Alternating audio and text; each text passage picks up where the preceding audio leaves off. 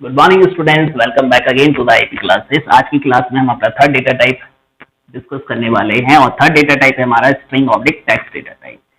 अब string data type में हम कैरेक्टर टाइप की वैल्यू को स्टोर करेंगे तो इसमें सबसे पहला जो होता है वो होता है कैर।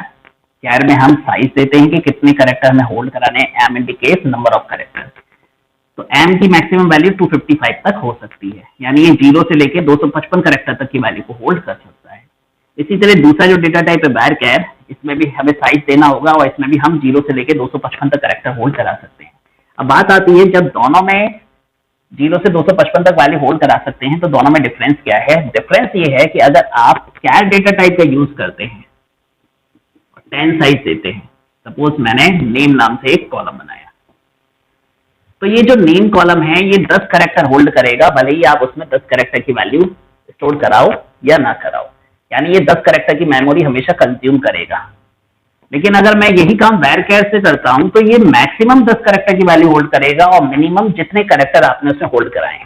जैसे हमने एक नेम लिखा अजय, तो अजय में 4 कैरेक्टर हैं, तो var कैर के केस में वो सिर्फ 4 कैरेक्टर की मेमोरी कंज्यूम करेगा, जबकि कैर के केस में वो पूरे 10 कैरेक्टर की वैल्यू कंज्यूम करेगा, यानी 10 कैरेक्टर की मेमोरी कंज्यूम करेगा। इसके बाद तीसरा है ब्लॉब। इसकी जगह हम टेक्स्ट भी लिख सकते हैं। तो ब्लॉब और टेक्स्ट जो है वो 65,535 कैरेक्टर तक की वैल्यू को होल्ड करते हैं। टिनी ब्लॉब और टिनी टेक्स्ट दोनों सेम हैं, ये भी 255 कैरेक्टर तक की वैल्यू होल्ड करते हैं, लेकिन इसमें आपको साइज देने की जरूरत नहीं होती, यानी ये हमेशा फिक्स 255 कैरेक्टर वैल्यू तक ही होल्ड करेगा।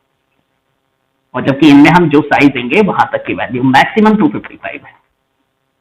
मीडियम ब्लॉब और मीडियम टेक्स्ट, इसमें जो रेंज है वो काफी बढ़ जाती है, दैट इज 16,777,215 इतने कैरेक्टर तक होल्ड करा सकते हैं। और लास्ट है हमारा long blob oblique long text, और इसमें हम 42, 94, 96, 72, 95 कैरेक्टर्स तक की वैल्यू होल्ड करा सकते हैं। तो ये हमारे कुछ स्ट्रिंग और टेक्स्ट डेटा टाइप हैं।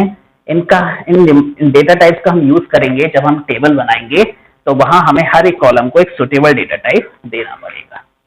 इसके बाद जो हमारा नेक्स्ट टॉपिक है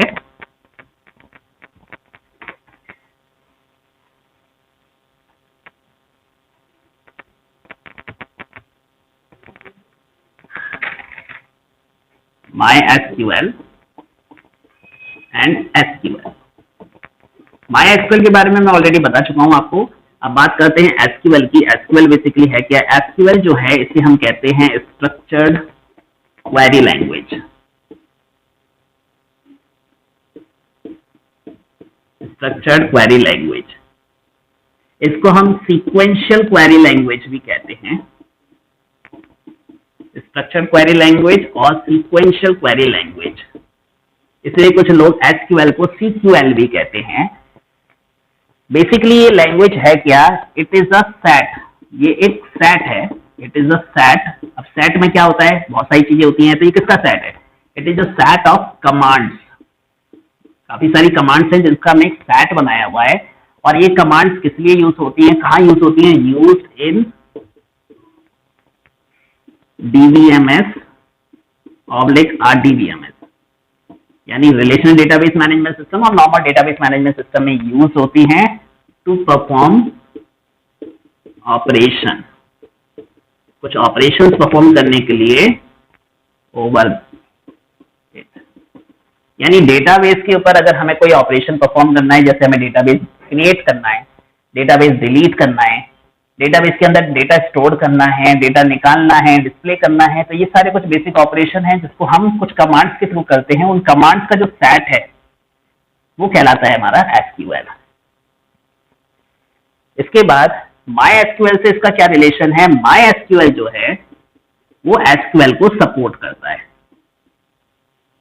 SQL सपोर्ट, यानी MySQL डेटाबेस में आप SQL कमांड्स का यूज करके वो सारे बेसिक ऑपरेशन परफॉर्म करा सकते हैं।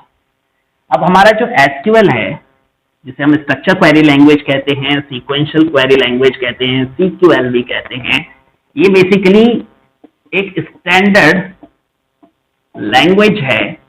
ये इसने अपने आप को प्रूव किया है कि एक स्टैंडर्ड लैंग्वेज है जिसके थ्रू हम इजीली डेटाबेस के ऊपर ऑपरेशन परफॉर्म करा सकते हैं।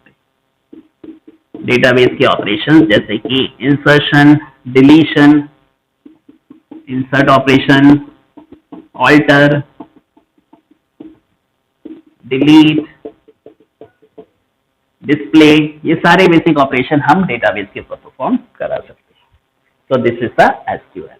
अब इसके बाद हम एसक्यूएल कमांड्स पढ़ेंगे और इन एसक्यूएल को किसमें परफॉर्म कराएंगे? माई एसक्यूएल में। तो एसक्यूएल कमांड्स जो हैं उसको हमने 3 कैटेगरी में डिवाइड किया है। पहली जो कैटेगरी है दैट इज द डीडीएल, जिसे हम कहते हैं डेटा डेफिनेशन लैंग्वेज।